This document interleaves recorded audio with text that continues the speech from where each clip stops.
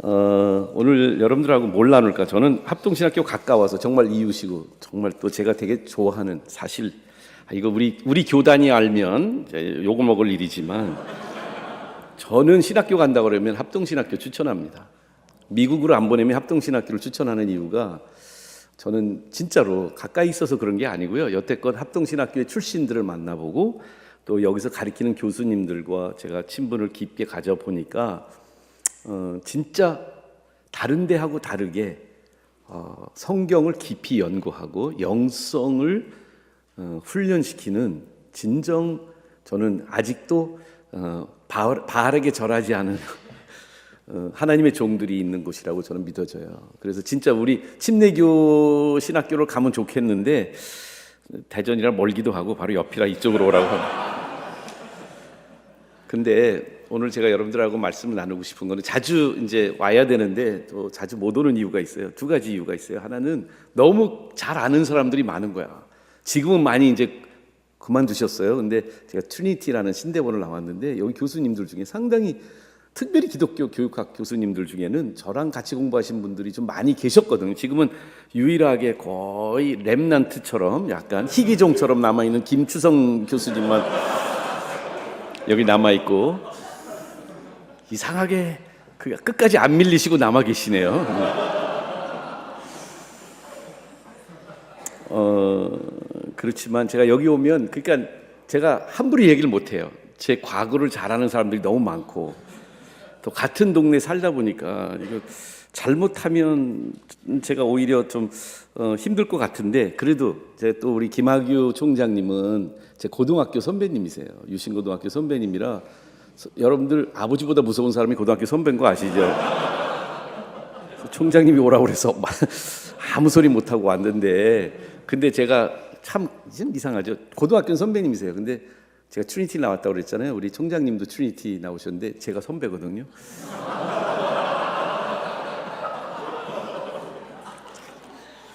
이제 사서적인 얘기는 그만하고 근데 오늘 말씀을 나누려고 하는 부분은 제가 오랫동안 많이 지금 목회를 하면서 제가 여러분들 특별히 목회 지향적인 또 공부를 하고 계시기 때문에 교회에 대한 생각을 많이 했고요. 또 신학적으로만 한 게 아니라 저는 임상적으로 교회 사역을 하면서 특별히 저는 기독교 교육학을 전공한 사람으로 교회의 목회에 몸 담으면서 교회에 대한 생각을 많이 하게 됐어요. 특별히 이제 한 30년 목회를 하다 보니까 교회의 본질은 뭘까? 교회의 모습은 뭘까? 앞으로 교회를 이끌어 가실 여러분들 성경적인 교회론을 가지고 성경적인 관점을 가지고 교회를 앞으로 이끌어 가실 귀한 우리 합동신학교의 신대원생들에게 이 말씀을 나누고 싶어요. 제가 예화로 하나 시작을 할 텐데 이 예화는 스캇 팩이라고 하는 심리학자가 그의 책 그 평화 만들기 우리말로는 번역이 그렇게 돼 있고요. 원어 성경은 Different Drum이라는 제목이 공동체에 대한 이야기인데 랍비의 선물이라는 중세기부터 전해내온 실제 이야기인지 예화인지 잘 구별이 안 되지만 있었던 일처럼 느껴집니다. 여러분들 또 여기 또 교회사 또 교수님도 계실 것 같아서 참 문자 앞에서 공자 앞에서 문자 쓰는 것 같은데 그러니까 저 잘 모르면서 여러분들 우리 구교가 천주교가 이제 인스티튜셔널라이즈 되면서 교회가 점점 기관화되면서 물론 종교 개혁이 일어납니다만 종교 개혁이 일어나기 전에 일어났던 일이 이 교회의 갱신을 어떻게 하면 다시 교회의 본질을 찾을까 하고 몸부림치다가 세워진 것들이 수도원들입니다.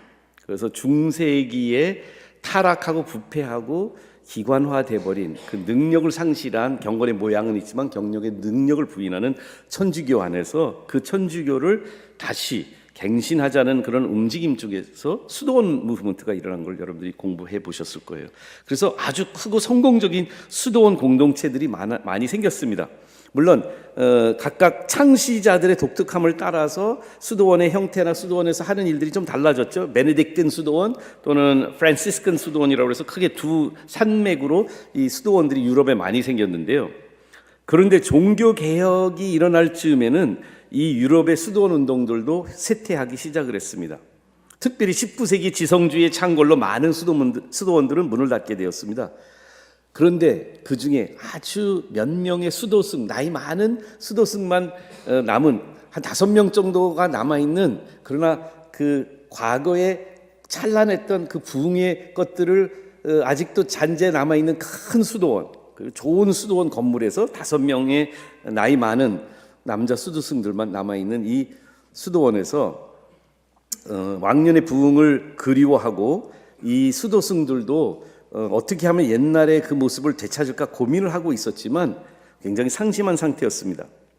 근데 이 수도원 인근에 산속에, 그 수도원 바로 옆에 약간 들어가면 산속이 있었는데 오두막 하나가 있었어요. 근데 이 오두막 집에 1년에 2번씩 그 큰 마을에 랍비가 그곳에 와서 기도를 하곤 했습니다.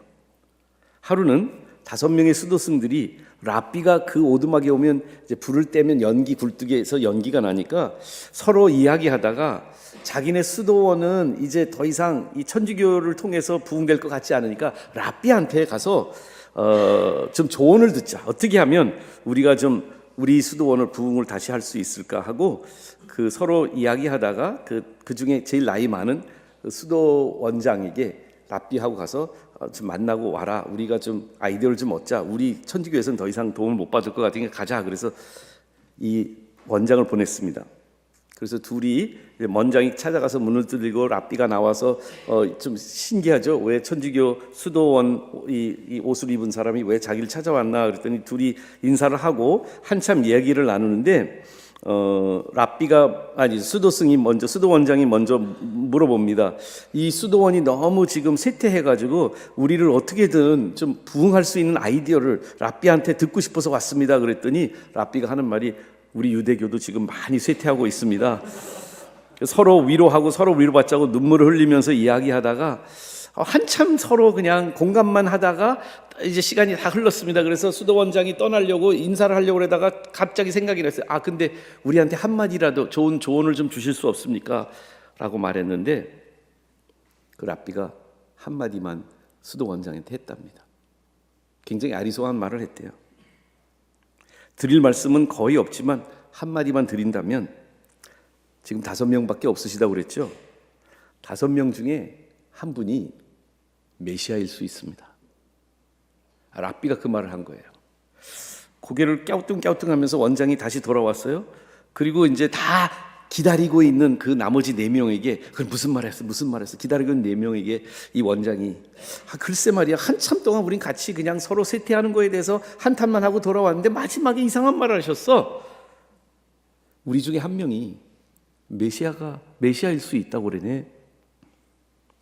그런데 그 말을 들은 사람들이 그냥 무슨 이야기인지 이해할 수 없었지만 그날 밤을 보내고 나서 다음 날부터 수도원에 변화가 일어나기 시작을 했습니다. 항상 티격태격 싸우고 서로 마음이 안 맞아서 상처만 입고 있었던 이 수도승들 5명 가운데 변화가 일어나기 시작합니다.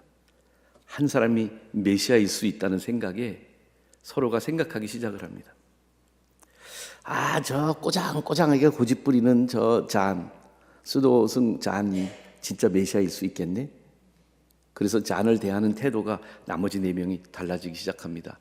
또 그렇지 않으면 이분이 메시아일까? 서로 생각을 하면서 존경과 사랑과 우애가 조금씩 싹트기 시작합니다. 그러다가 어떤 수도승이 혹시 내가 메시아일까? 착각은 자유죠. 그런 생각도 하는데 그러다 보니까 오히려 자기 스스로 생각을 바꿨다고 합니다.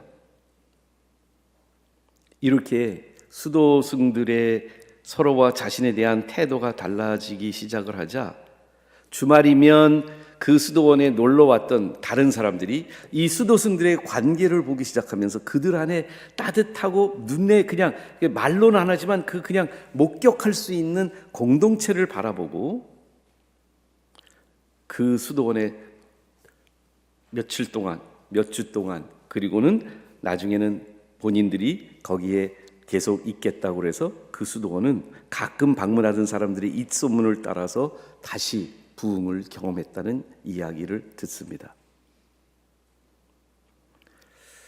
천주교의 이야기가 아니라 우리들의 이야기가 아닐까 생각합니다. 우리 교회를 바꿀 수 있는 것은 무엇일까요?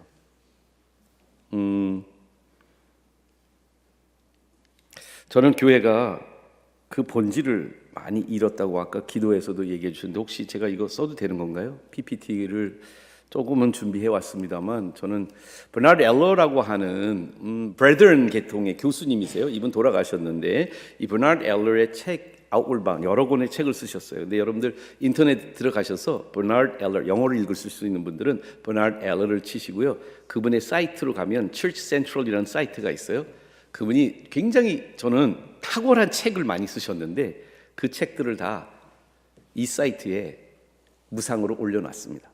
PDF로 프린트할 수 있습니다. 이분은 하나님이 주신 이 당신이 공부하면서 연구하면서 받은 이 책의 내용들을 다 인터넷에 공개해서 판권의 이윤을 하나도 본인이 가져가지 않는 독특한 생각을 가지신 분입니다. 근데 이 버나드 엘러의 Outward Bound에 보면 저희 원천교회를 우리 세우기 전에 그리고 우리 목사님들과 함께 제가 함께 공부도 했던 이 교회의 본질에 대해서 저는 가장 혁신적이면서도 성경적인 글이 바로 Outward Bound이라는 책에 나와 있다고 봅니다. 근데 그분의 책에 앞부분의 1장에 세 가지로 이 극과 극의 교회의 형태를 메타포로 은유로 보여주고 있어요. 세 세트로 말씀을 드리는데, 세트가 다 우리가 일반적으로 사회에서 볼 수 있는 모습을 우리한테 교회는 어떤 것일까라고 말씀해 주시는데요. 첫 번째 세트는 뭐냐면 Is a church a commissary or a caravan? 우리는 이제 commissary 몰라요. 옛날에 우리 미군 부대가 용산에 있고 막 그럴 때는 commissary 그러면 다 알아요. 특정한 회원, 지금도 미국에는 부대 안에 카머세리가 있어요. 근데 미국에서 미국 사람들도 카머세리 못 들어가요. 군인들만 들어갈 수 있어요. 신분증을 가지고 들어가는데 우리도 카머세리 같은 형태의 코스트코를 보시면 회원제 쇼핑 클럽이라고 할 수 있죠. 교회가 카머세리인가? 아니면 여기서 캐러반이라는 거는 유목민들이 이동하는 여러분들이 이 어떤 영상이나 그 중동에 가보시면 낙타 떼를 몰고 이렇게 자기 세간살이 다 싣고 그리고 함께 이동하는 집단 유목민 집단, 이거를 캐러밴이라고 말합니다. 좀 더 쉽게 여러분들한테 표현하자면 교회는 지금 소비자를 돌보는 회원제 클럽인지 아니면 순례자들을 함께 순례하고 있는 경험 공동체인지, 여러분들이 지금 속해 있는 교회를 한번 생각해 보실까요? 그 회원, 교인이라고 말하고 있는 뭔가 카드를 들고 다니며 우리 교회에 소속이 되어 있는 사람들에게 교회적 서비스, 영적 서비스를 제공해 주고 있는 카머세리인지, 아니면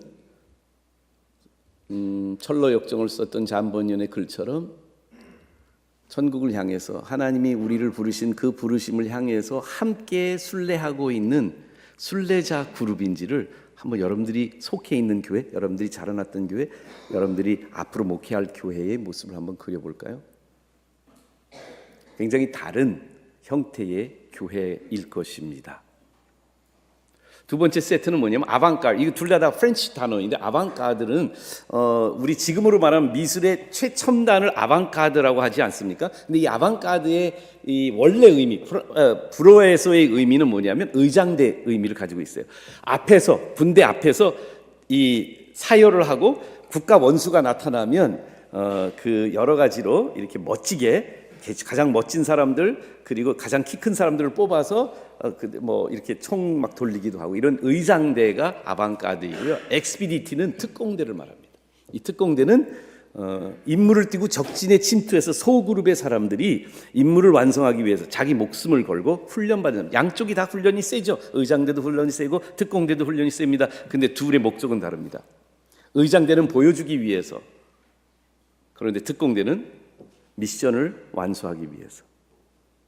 우리 교회는 어떤 걸까요? 사회를 향해서, 안 믿는 사람들을 향해서 보여주기 위해서 많은 것들을 잘하는 교회일까요? 아방가드일까요? 아니면 엑스피디드일까요? 세 번째 모습은 뭐냐면 비엔나 콜텟, 스트링 콜텟을 생각하면 됩니다. 여러분들 이것을 작은 체인버 오케스트라 같은 걸로 생각하시면 되는데, 이 유럽에 가면 비엔나 콜텟이라고 하면 사중주인데요. 이 공연을 하는 무대에서 돈을 받고 티켓을 판매하면서 아주 높은 프로페셔널리즘, 음악적인 프로페셔널리즘을 가지고 연주하는 사람들을 비엔나 콜텟이라고 부릅니다. 전문가들이 있는 집단. 그런데 바버샵 콜텟, 우리나라는 없는데요. 미국에는 바버샵 콜텟 그러면 남부에서 특별히 흑인들이 많이 이렇게 하는데요. 이발소에 모여서 머리를 깎는 게 아니라 남자들이 뭐 하다가 같이 모여서 노래 부르는 아마추어 사중창을 바버샵 콜텟이라고 부릅니다. 교회는 어떤 것일까요? 많은 학위를 받고 공부를 많이 한 자격증을 가진 사람들이 전문성을 가지고 뭔가 프로페셔널답게 일하는 곳이 교회일까요? 아니면 노래를 사랑하는 사람들이 모여서 함께 아마추어지만 노래를 부르는 즐거움 그 자체를 만끽하기 위해서 모여 있는 곳일까요? 저는 이러한 대칭되는 두 가지의 이 버나드 엘러의 마음속에, 그 말씀 속에서도 굉장히 교회에 대한 생각을 많이 하게 됐는데, 조금 더 저에게 이 교회에 대한 질문을 여러분들한테 드린다면, 저는 제가 먼저 맨 앞 서두에 말씀드리는 거예요. 우리는 오르가니제이션일까요? 아니면 오르가니즘일까요? 물론 둘 다입니다. 교회 안에 조직적인 요소가 배제될 수는 없는 것도 압니다만, 우리가 두 가지의 목표나 정체성을 지향한다면 교회가 조직일까? 아니면 오르가니즘, 지체일까? 조직 그러니까 생각이 나네요. 누가 농담 삼아 그런 얘기했는데, 목사님들과 조폭들과 공통점이 있는 거 아세요, 여러분들? 첫 번째, 까만 양복을 다 입고 다닌다. 두 번째, 우르르 몰려다닌다. 세 번째, 식당에 들어가서 돈 내고 나오는 법이 없다. 정말 우리는 조직일까요? 아니면 지체일까요? 단체일까요? 지체일까요? 성경은 우리에게 지체임을 몇 번씩 강조합니다.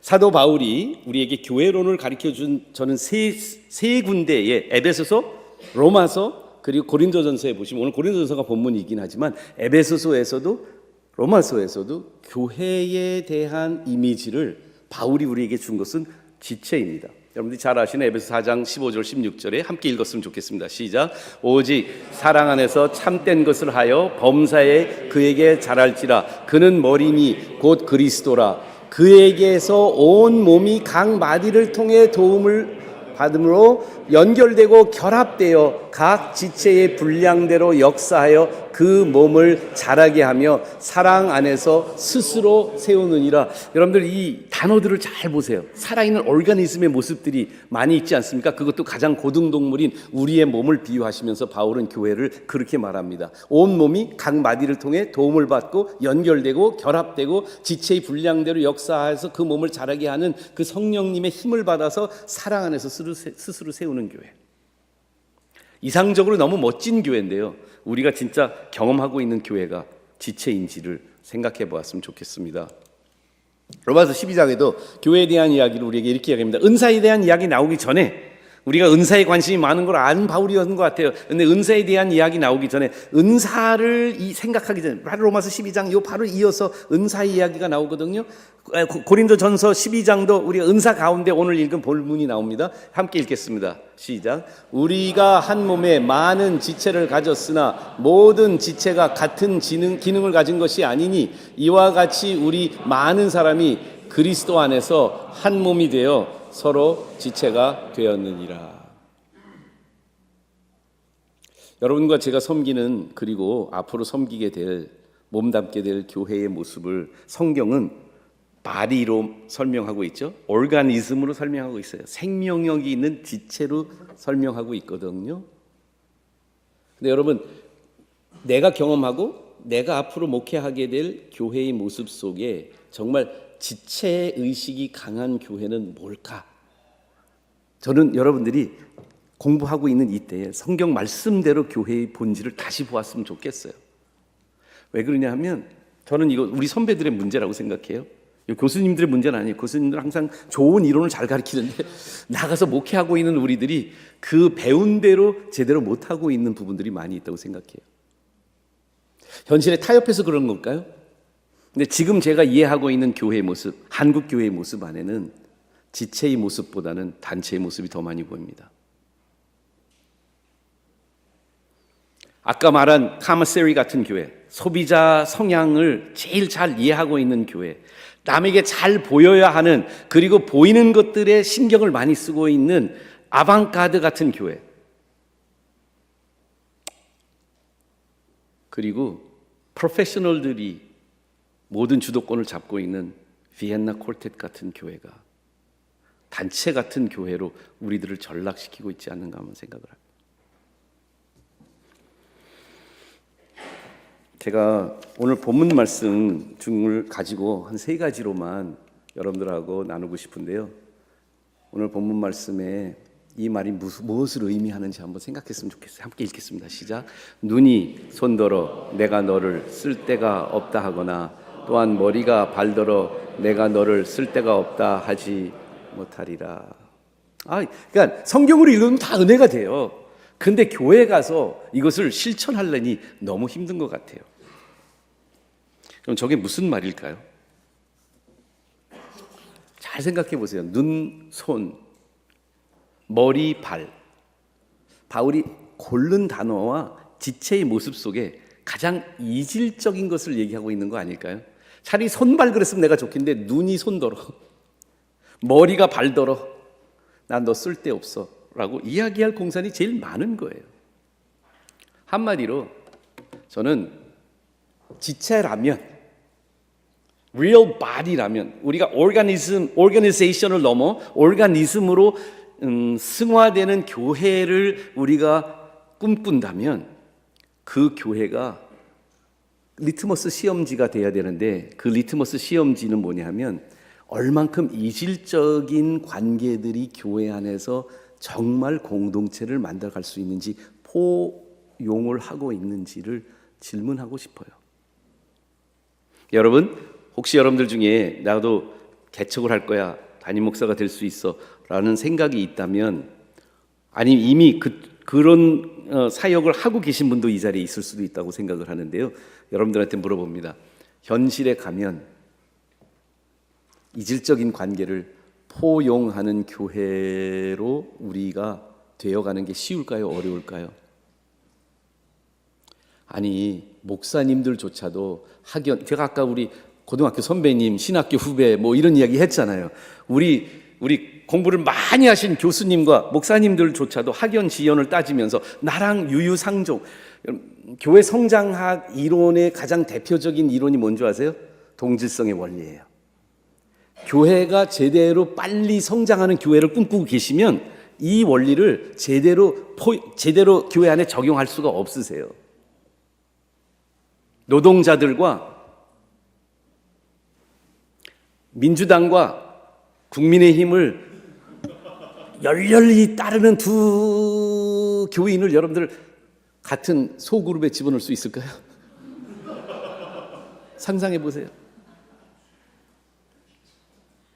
과연 우리 교회는 성장하고 그 교회가 굉장히 안정적으로 목회를 잘 하시려면 이 원리를 교회 안에 적용하시는 것은 쉽지 않으실 거요.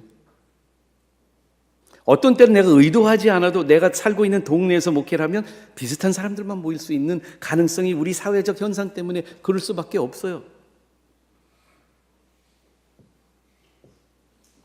그런데 더 이질적 관계의 포용 속에 제가 우리 원천교회를 목회하면서 제 스스로가 느낀 게 뭐였냐면, 저희는 일반 집사님들, 성도님들, 우리 학교로 말하면 학생들의 부모님들과 그 다음에 우리 교회는 좀 독특한 그룹이 있어요. 우리 그룹 뭐냐면 목회자 교사 그룹이 있어요. 학교에, 기독교 학교에 전문 선생님들이 있어요.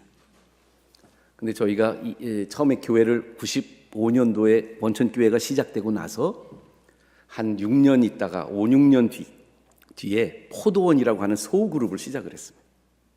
사실 이 포도원은 패밀리 클러스터, 우리 칙셀 교수님, 잠시 뒤에 그분 말씀드리겠는데, 칙셀 교수님이 그분의 책 패밀리 미니스트리에서 말한 패밀리 클러스터의 모델을 따가지고 제가 한 5가정이 한 그룹이 되는 패밀리 가정이 다음 세대에게 믿음을 전수해 줄 수 있는 이 소그룹을 만들어 놨는데, 그 소그룹에 제일 안 들어가려고 바둥바둥 거렸던 사람들이 있어요.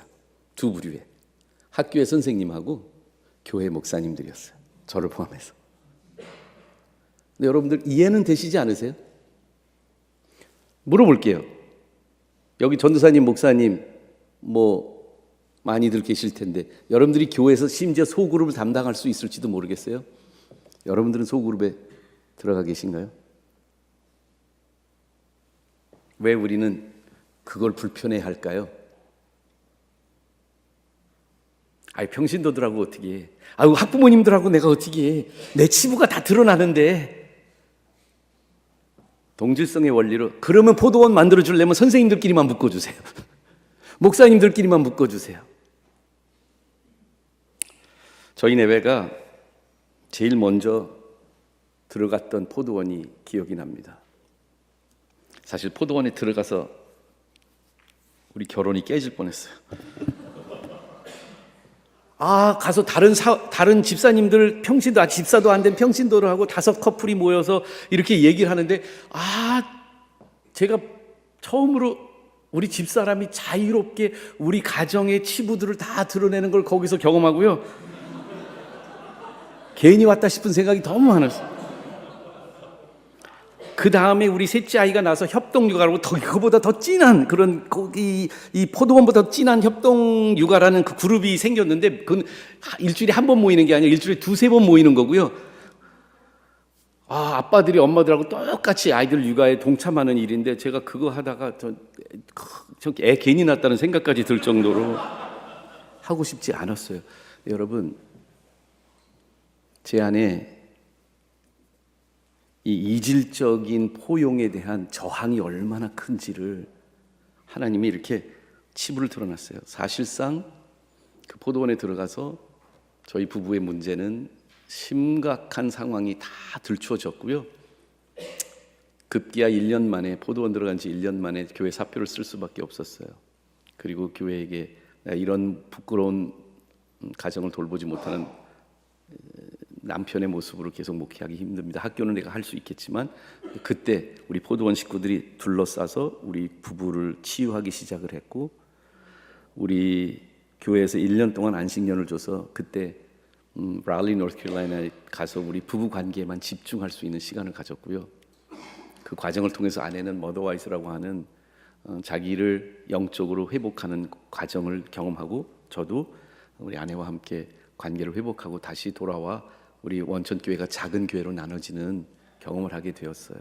왜냐하면 제 안에 교회의 성장, 막 사람들이 몰려오고 교회가 잘 되는 모습 속에 저도 모르게 내가 하나님 축복받고 있다고 착각하고 있었고요. 내가 잘하고 있다고 생각하고 있었는데, 내 안에 골마져 가고 있는, 저희 가정 안에 골마져 가고 있는 부부 관계와 부모 자식 관계를 간과했던 저의 모습을 하나님이 들추어 주셨던 거예요. 근데 이게 이질적인 관계의 포용을 통해서 하나님이 우리 부부와 우리 가정과 우리 교회의 변화를 초래했는데, 과정은 쉽지 않았습니다. 여러분들, 우리 한국 사람들은 이질적인 존재들을 포용하는 포용성이 클까요? 적을까요? 이렇게 생각할 수 있어요. 미국에 가보니까 인종차별의 문제가 심한데 한국에는 인종차별이 없네. 우리는 차별 없는 세상이야. 여러분들, 저는 수원에서 자라났거든요. 굉장히 차별을 많이 경험했습니다. 고등학교 가서 우리 김학유 총장님 같은 선배님들이 얼마나 나를 많이 못 살게 구는지. 튀기, 아이노크, 뺑코 그러면서 말입니다. 여러분들 중국, 이 아시아권의 다른 나라 가보세요. 말레이시아, 인도네시아, 싱가포르 다 가보세요. 여러분들, 중국계가 지배하고 있는 거 아십니까? 인종별로는 인도네시아 가면 중국계가 15%밖에 되지 않는데요. 경제권 다 다 쥐고 있고요. 싱가포르에 가보세요. 싱가포르 현주민보다 중국에서 이주해온 중국계 싱가포르 사람들이 정권을 잡고 있어요. 근데 제가 중앙침례교회 수원 교동에 있는 중앙침례교회 자랐는데 바로 옆에 화교 학교가 있었거든요. 지금 화교 학교가 없어졌습니다. 한국과 일본에만 중국 사람들이 발붙일 수 없는 땅이에요. 우리 인종차별 안 하는 나라일까요? 동질성의 원리를 얼마나 잘 붙잡고 있는지 몰라요. 이 작은 땅덩어리에서 호남과 영남이 갈라져 있잖아요. 여러분들 교회 안에도 그런 걸 저는 목격했습니다. 어디라고 말씀드리면 다 알만한 교회가 호남 장로님들과 영남 장로님들로 패가 갈라졌더라고요. 이게 우리 한국 교회의 현실이고요. 우리들의 현실입니다. 여러분들만큼은 합동신학교 나온 여러분들이 합동신학생들만 고용하지 마시기를 바랍니다.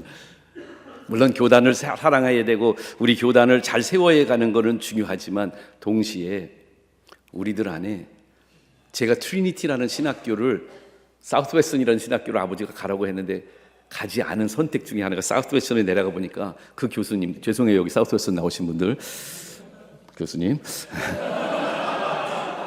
제가 안 선택한 이유가 있었는데요. 교수님들이 다 사우스웨스턴 출신들만 있더라고요. 그래서 저는 트리니티를 갔어요. 거의 트리니티 나온 교수가 없는 다양한 곳에서 오신 분들이 돼서 여러분들 제일 맛있는 물고기가 어디서 잡히는 줄 아세요? 한류와 난류가 겹치는 곳에서 잡혀요. 제가 왜 그걸 중요하게 여기냐면 저는 한국과 미국이 만나서 아주 멋지게 만들어진 사람이기 때문에 그렇습니다. 여러분 다양성을 포용할 수 있는 이질성을 포용할 수 있는 공동체가 교회가 가장 모범이 돼야 되고 가장 앞장서야 됨에도 불구하고 우리 안에는 배타적인 마음이 더 크지 않는지 모르겠어요. 자꾸 말하면 잔소리 되니까. 이 스캇 팩이 평화 만들기의 책 속에서 공동체에 대해서 제가 이 네 가지 단계가 있는데 세 가지 단계는 간단히 넘어갈게요. 여러분들 대부분이 소그룹을 만드시면 경험하게 되는 게 있는데 이 소그룹을 만들면 처음에는 다들 굉장히 관계가 좋아요. 우리 포도원 처음 시작할 때도 그랬어요. 처음에 가니까 애들이 더 좋아하는 거 있죠. 그래서 엄마 교회 가지 말고 포도원만 가자 막 이런 아이들도 있었어요. 근데 이 생기면 되게 기분이 소그룹을 만들면 처음에 굉장히 가까워지는 듯해요. 마치 남녀가 결혼을 하면 허니문 시즌이 있듯이 이 공동체도 수도 커뮤니티라는 단계를 거쳐요. 그런데 이 수도 커뮤니티가 찐 공동체가 되기 위해서는 두 단계를 더 거쳐야 돼요. 첫 번째 단계는 뭐냐면 케아스라는 단계를, 이거는 스캇 팩의 책을 보시면 자세하게 설명했기 때문에 제가 여기서 설명 안 드릴 텐데 이 케아스라는 단계를 반드시 통과하게 돼 있어요. 부부로 살다가 처음에 깨소금 나듯이 막 좋은 것 같은데 둘이 이제 어느덧 죄성이 나오기 시작하고 가까이 가면 가까이 갈수록 혼돈이 일어나기 시작해요. 이 남자가 그 다음에 노래 부르죠. 속았구나 속았구나. 그런데 이 혼돈의 과정을 통과했을 때에 혼돈의 과정 속에서 그 다음으로 넘어갈 수 있는 유일한 찐 공동체로 가기 위한 과정이 뭐냐면 비움의 과정을 경험해야 됩니다. 내 안에 있는 나를 내려놓을 수 있어야 돼요. 주님의 공동체가 되어가기 위해서, 교회가 되기 위해서 우리 모두 자기가 믿고 신뢰하고 있는 자성에 대해서 자기 개인에 대한 이 부분들을 비움이 없이는 불가능한데요. 예수님이 빌립보서 2장 5절 이하에 보면 이 마음을 품으라 그리스도 예수의 마음이니 어떤 마음인가요? 하나님과 동등됨을 취할 것으로 여기지 아니하고 그것을 내려놓고 그리고 죽기까지 복종하여 사람의 모양으로 죽기까지 복종하여 십자가에 돌아가 자기 자신을 희생하는 그 모습인데요. 교회 안의 목사님들이 그 높은 지위와 권력과 그것을 내려놓고 성도님들의 삶과 애환 속에 깊숙이 들어가는 공동체성의 변화 없이 우리 교회가 참 공동체를 경험할 수 있을지 저는 모르겠습니다. 같이 읽겠습니다. 그뿐 아니라 더 약하게 보이는 몸의 지체가 도리어 요긴하게 되고 우리가 몸에 덜 귀히 여기는 그것들을 더 귀한 것들로 입혀주며 우리의 아름답지 못한 지체는 더욱 아름다운 것을 얻느니라. 그냥 좀 아리송하게 표현했고 약간 체면 우리하고 비슷한 이 유대인 문화, 중동의 문화도 굉장히 체면 문화가 있으니까 이걸 부드럽게 말한 건데요. 여러분들 우리 몸에서 제일 가리는 부분들이 어떤 부분들이에요? 어떻게 보면 부끄러운 부분들, 약한 부분들, 이런 부분들을 우리가 더 귀하게 여기고 잘 케어하지 않습니까? 이 가치는 뭐냐면 약함을 인정하고 존중하는 겸손이라고 저는 생각해요. 찐 공동체가 되기 위해서 우리가 첫 번째는 이질적인 걸 포용할 수 있어야 되지만, 오늘 고린도전서 12장의 말씀에 의거하면 우리들 안에서 스스로 이 가치가 굉장히 어려운 가치, 여러분들 겸손이라는 것이 virtue, 이 겸손이라는 것이 하나의 가치로 중동이나 우리 문화에서도 사실은요, 우리도 겸손의 가치를 좀 인정하는 문화이긴 하지만, 저는 이런 겸손은 약간은 뭐냐면 형식적인 겸손이에요. 우리 학교에 초임 선생님이 들어오셨어요. 근데 학부모가 카이스트 나온 PhD예요. 그 선생님 만나서 배운 거 없으니까 우리 자녀 잘 가르쳐 주시고, 이런 겸손 말하는 거 아니에요. 여기 진짜 겸손은 뭐냐 하면 자기의 연약함을 들추어내고 인정할 수 있는 겸손이거든요. 김수성 교수님 저랑 같이 오랫동안 캠퍼스에 있어요. 저는 한 6, 7년을 시카고 인근에 있는 트리니티에서 석사를 하고 박사과정을 했는데, 저 아까 말씀드린 제 멘토가 차럴스 셀이라는 교수님이었어요. 그래서 우리 신대원 과정 속에서 뭐가 있었냐면 소그룹으로 자기 집으로 초대하는 게 있었어요. 교수님은 누가 멘토였어요 그때? 그 소그룹? 벤 게머런이셨나? 그러니까 저는 칙셀 교수님이 자기 집으로 초대를 했는데, 이 칙셀 교수님 저에게는 정말 하늘 같은 분이었어요. 왜 그러냐면 제가 그 기독교 교육학에서도 특별히 가정에 대해서, 패밀리에 대해서, 다음 세대에 대해서 관심이 많은데, 이분이 거기에 대해서 가장 미국서 인기 있는 책을 쓰셨던 분이거든요. 패밀리 미니스트리의 최고의 대가 차럴스 셀 교수. 그분의 집에서 제가 같이 수업 들을 수 있는 거 다 듣고, 그분이 집에서 가서 이 학기에 한 두세 번씩 집으로 초대해서 식사도 하시고 막 그렇게 해주시는 깊은 관계를 갖게 되었어요. 한 2년 정도 학교에서 공부하고 있었을 때 제가 기억이 지금 나는데, 좀 약간 쌀쌀해진 늦가을이었던 것 같아요. 채플이 있고, 채플에서 이렇게 잔디밭을 건너가면 그 도서관이 있는, 이렇게 약간 사각 이렇게 안에가 이렇게 둘러싸여, 학교 교실들로 둘러싸여 있는데, 제가 거기를 이렇게 채플에서 나와서 도서관으로 걸어가고 있는 교수님은 자기 또 강의를 가려고 이렇게 가는데, 우리 둘이가 이렇게 지나친 거예요. 저는 너무 저기서부터 교수님이 이렇게 하얀 시험에다가 하얀 머리를 가지고 있는 약간 산타클로스 닮은 그런 분인데, 그분을 보는 순간부터 가슴이 막 뛰고, 만나면 어떻게 눈을 맞힐까, 인사를 어떻게 할까, 무슨 한마디라도 나한테 좋은 말 할까, 막 교수님하고 눈 맞추고 싶어서 이렇게 쳐다보면서 막 가슴을 막 흥분감을 감추지 못하고, 교수님은 Hi Dr. Sell 하고 막 이렇게 기분 업돼서 막 이렇게 인사를 했어요. 근데 그분이 표정이 전혀 반응이 없는 표정이에요. 인상을 탁 쓰고 대답도 안 하시고 확 지나가 버리는 거예요. 내가 날 모르시나? 나 잊어버렸나? 왜 저러지? 하고 막 머릿속에서 이 교수님이 왜 저러지 하고 생각이 들어가고 있는데, 이제 지나갔죠. 근데 지나갔는데 그분이 내 뒤에 조셉, can I see you? 하고 저를 부르시는 거예요. 표정이 벌써 안 좋으세요. 그래서 내가 돌아서 그분을 향해서 다시 갔더니 I'm sorry, I couldn't greet you. 너 인사 못 받아서 미안해. Something I just heard, one of the most devastating news. I didn't know what to do. I wanted to tell anybody. 아무도 하고 얘기하고 싶지 않은 충격적인 뉴스를 받아서 지금 너를 그냥 지나쳤는데 미안하지만 나 위해서 기도해 줄 수 있니? 내 17살짜리 딸이 고등학교 3학년인데 지금 막 임신했다는 소식을 들었어. 패밀리 미니스트리의 대가, 미국의 가장 권위적이고 가장 잘 알려진 교수님이 자기 딸이 혼회 정사로 임신된 모습을 제자에게 나눠야 되는 그 모습은 결코 쉬운 일은 아니었다고 생각해요. 근데 제가 감히 여러분들한테 말씀드리면, 제가 신학교에서 공부한 모든 강의들보다도 저에게 가장 큰 임팩트는 차럴스 셀 교수님의 고백이었어요. 왜냐하면 그 순간 저는 많은 것을 깨닫게 되었어요. 우리가 학문적으로 아무리 많은 공부를 할지라도 우리의 삶은 죄성으로 핸들할 수 없는, 우리들도 감당할 수 없는 복음이 필요한, 예수 그리스도의 보혈로만 씻을 수 있는 그 아픔들이 우리 모두에게 있다는 거예요. 그리고 그 교수님의 고백과 그 허허 벌판에 눈발이 내리치는 그 늦가을의 시간에 선생님을 손을 잡고 그 선생님과 그 딸을 위해서 기도했던 그 순간은 제가 신학교에서 어떤 강의보다도 제 인생의 변화를 초래했습니다. 물어봅니다.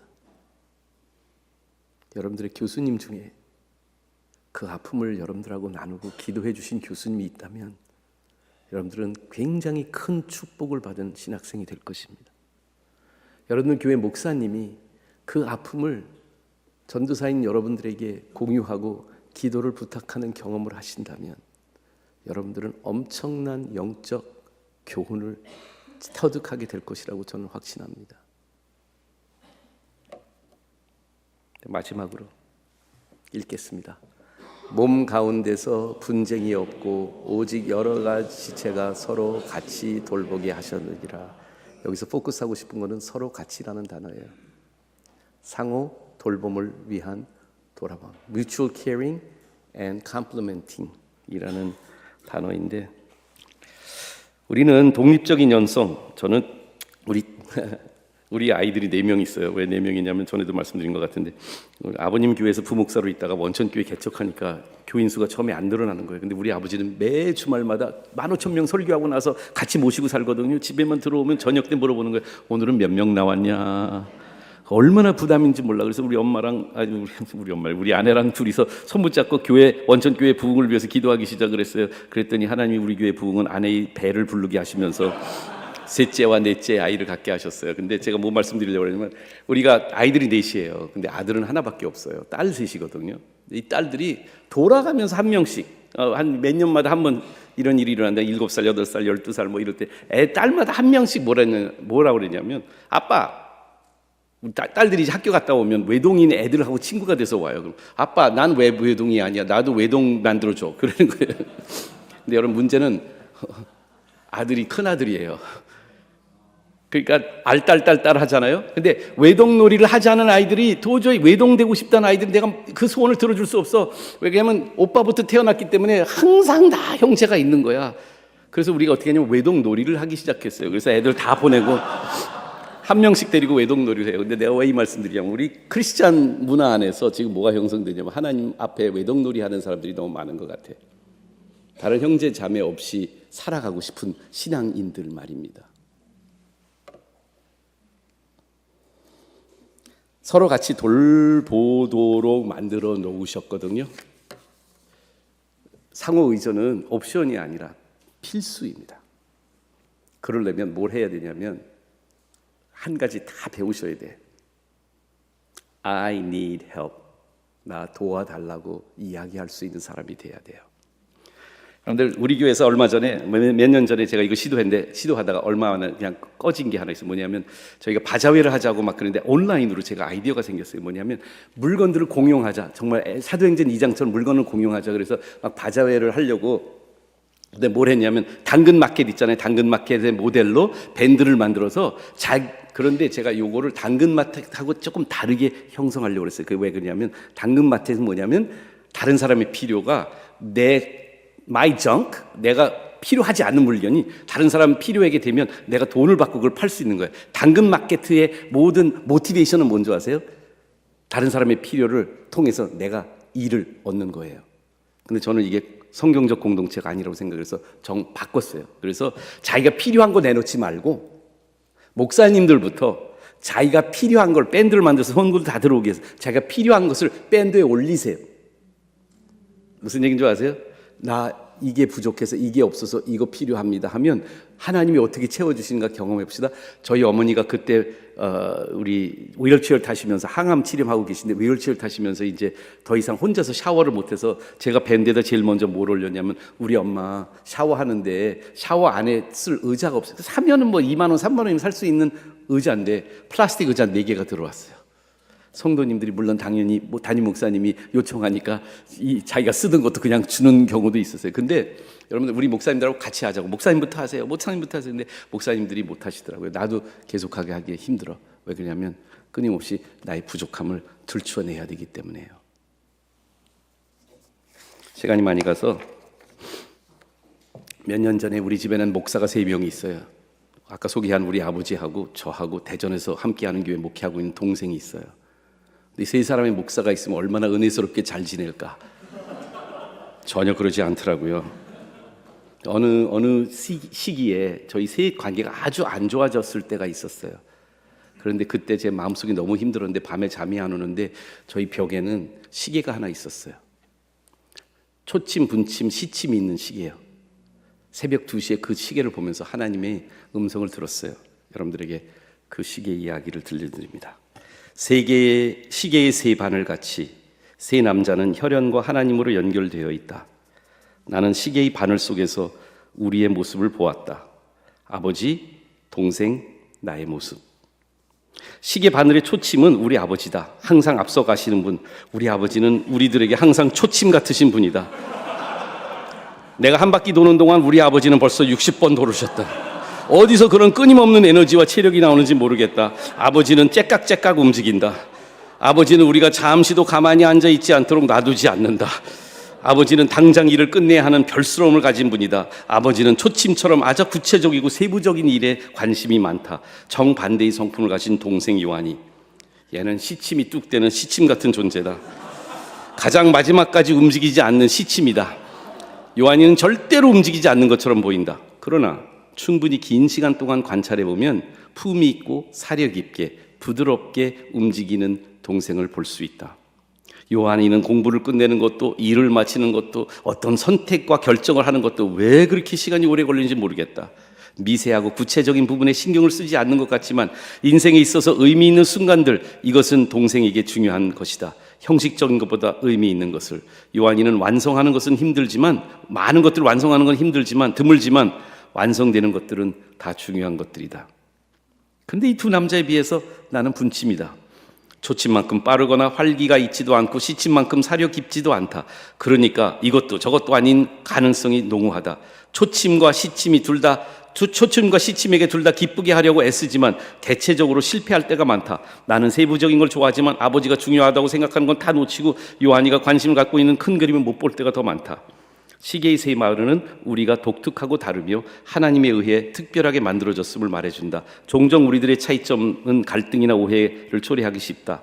잘 작동하는 시계는 매 순간 정확하게 현재의 시간을 말해주듯 우리 또한 이 세상의 영원한 시간, 카이라스, 예수 그리스도의 완전한 시간을 위해 이 땅에 온 것이 아닐까?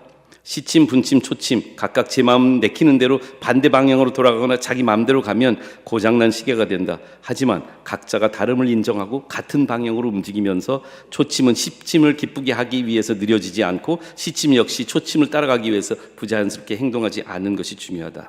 시계로부터 배운 또 한 가지 교훈, 각각 시계 바늘은 다른 둘을 필요로 하며 함께 보조를 맞춰야 한다는 점이다. 분침은 언제 움직여야 할지 알기 위해 초침이 필요하고 시침은 분침과 초침이 필요하다. 우리는 서로 완전히 독립적이지 않고 상호 의존적이다. 결코 한시도 서로 필요하지 않다고 혼자서 잘할 수 있다고 생각하면 안 될 것 같다. 내가 시계로부터 배운 마지막 교훈은 이거다. 내부에 하나의 모터에 의해 3개의 바늘이 묶여서 돌아간다는 사실이다. 각 바늘은 시계 중심에 의해 연결되고 움직임의 명령을 받아야 된다. 우리 삼부자에게 가장 중요한 것은 중심 대신 그리스도에게 잘 연결되어 있어 그분의 말씀하시는 대로 움직이는 것이다. 보이지 않는 시계의 중심과 제대로 연결되지 않으면 고장난 시계다. 기도하시겠습니다. 하나님, 목회 현장에서 공동체를 만들어 가도록 우리를 부르셨는데 삼위일체 하나님의 그 공동체성을 반사할 수 있는 저희 신학생들이 되도록 축복하여 주시옵소서. 감사드리고 예수님 이름으로 기도드립니다.